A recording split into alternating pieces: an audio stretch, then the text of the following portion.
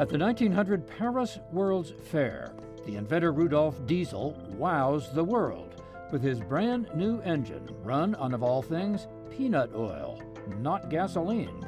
An early activist for cleaner air, the disruptor wants to reduce carbon. Now, more than 100 years later, his name smeared by the scandal known around the globe as Dieselgate. They were arrogant enough to think, we're better, we're smarter, we're not going to get caught. They instructed people to destroy documents. Lethal pollution of the air. They have no problem to poison people. 11 million consumers deceived by Volkswagen, thinking they were going green with clean diesel. People paid for something that was not correct. The largest auto scandal in the world. This wasn't an accident, it was deliberate. Uncovered and prosecuted by a relentless team of investigators. We were on to them. They were doubling down on the cheat. California in the forefront. We became a leader out of necessity. We said we're going to take you to court to prove to you that it is a pollutant. No matter where you live, you're under the atmosphere. Taking the lead with Governor Jerry Brown to fight for the survival of our planet and stop man-made global warming. There's nothing we can't accomplish. Each determined to confront Volkswagen's greedy, deliberate, fraudulent scheme that endangers global health for profit and world domination and backfires. You break something, you have to fix it.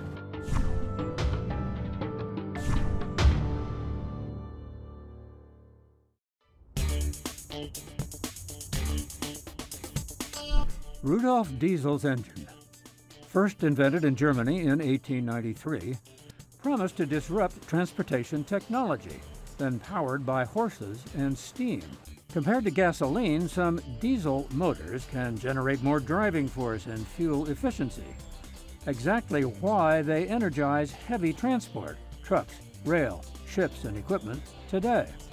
There are many engineers who sincerely believe that diesel is a better solution for engines. Volkswagen, one of the largest global companies, was more attracted to diesel than its competitors.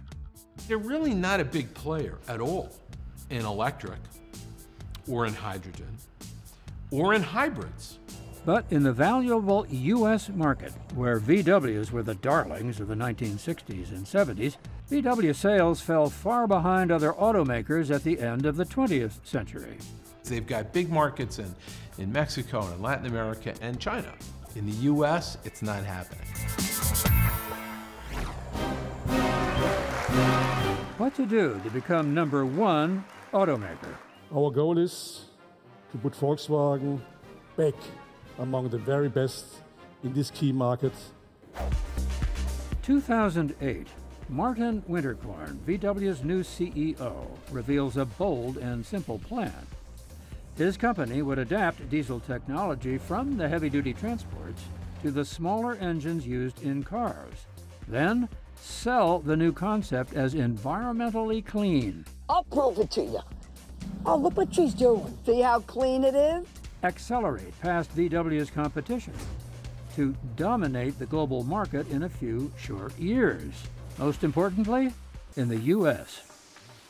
Volkswagen set a goal, 1 million cars a year. To increase sales by 750,000 a year would have been nothing short of a miracle. VW would first miniaturize its diesel technology to meet European emission standards, then modify further for the more stringent U.S. Environmental Protection Agency requirements.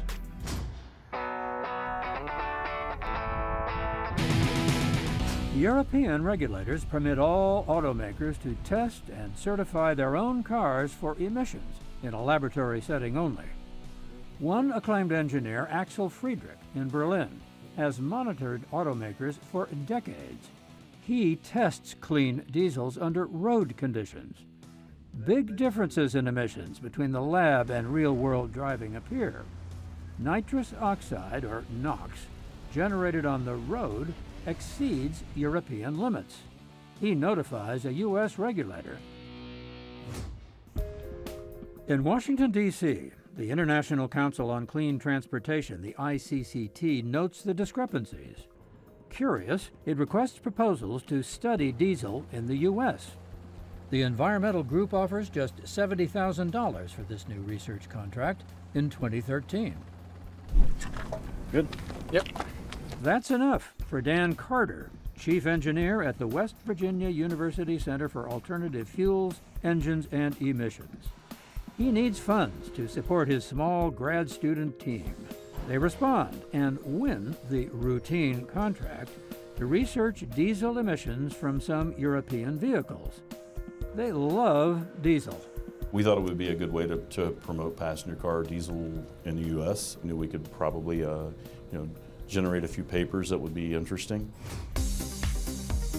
Diesel engines produced from the massive German engineering culture born after World War II are now scrutinized on a campus in West Virginia, where eager, inquisitive grad students innocently prepare for their diagnosis.